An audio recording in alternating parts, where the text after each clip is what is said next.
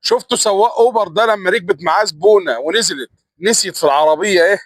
شوفوا كده. السلام عليكم. بصوا يا جماعة، أنا لسه منزل واحدة دلوقتي راكبة من شيراتون، نزلت نادي الشمس. نادي الشمس أهو، اسمه نادي الشمس. تمام، لبست معايا الموبايل ده. أنا اسمي أحمد وهي أخت مسيحية يعني. تقريبا يعني، عشان يعني حاطة الشعار دين المسيحي وكده. تمام، هي رنت عليا فهي خايفة. تعالوا نشوف هتعمل ايه دلوقتي. هي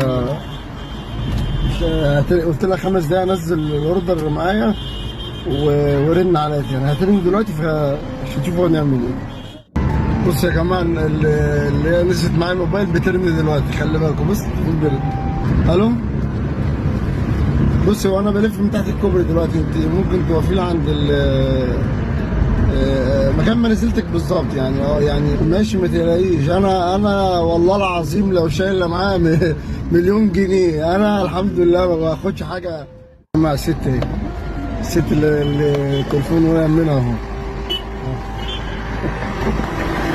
خليك معلش عليا. ما تقلقيش. لا انا مش عايز فلوس. لا والله العظيم. لا مش عايز فلوس، معلش. جبت لي مشوار. لا مش عايز فلوس والله. ربنا عايز ترقق. انت كفايه ان انت يعني جبتها لي مشوار. الله يخليك. الله يخليك. مبسوطه؟